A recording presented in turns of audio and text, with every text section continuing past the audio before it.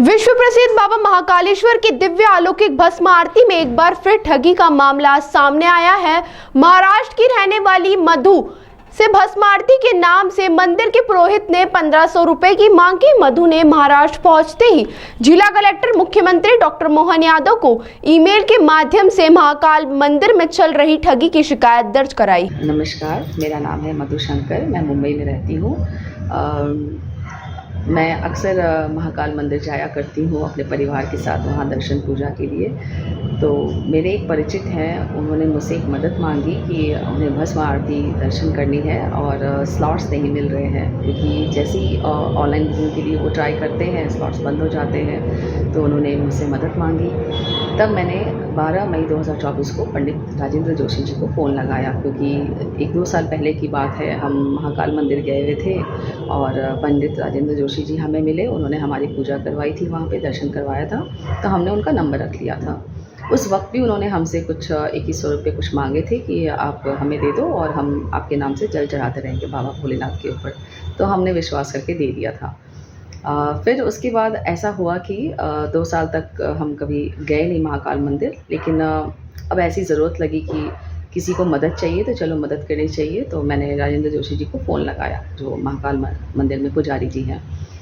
फिर उन्होंने मुझे बोला कि जो 200 का टिकट है, 200 या 250 कुछ है उसका रेट है, ऑनलाइन सरकार ने तय किया है।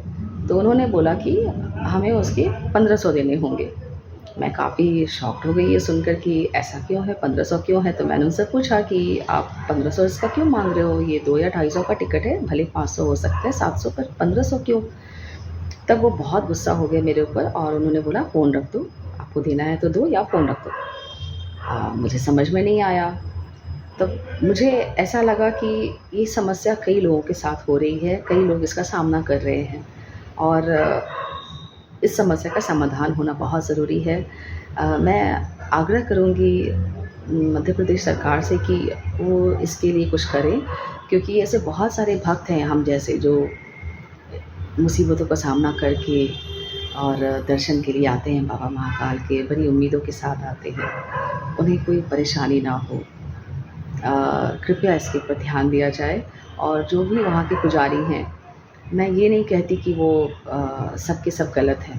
बहुत सारे लोग बहुत अच्छे भी हैं, काफ़ी ईमानदारी से अपना काम करते हैं, मगर कुछ ऐसे पुजारियों को ये समझना पड़ेगा कि किसी भक्त को तकलीफ़ ना हो। जो सच्चे भक्त हैं, जो दर्शन करना चाह रहे हैं सुलभता के साथ, उन्हें वो मदद मुहैया कराएँ, उन्हें तरीका बताएँ कि क्या सही तरीका है। बस मैं यही आग्रह करूँगी सरकार से कि कृपया इसके ऊपर ध्यान दिया जाए और महाकाल मंदिर में जो परेशानियों का सामना कर रहे हैं भक्त, इस परेशानियों का निवारण किया जाए जल्द से जल्द, ताकि हम सब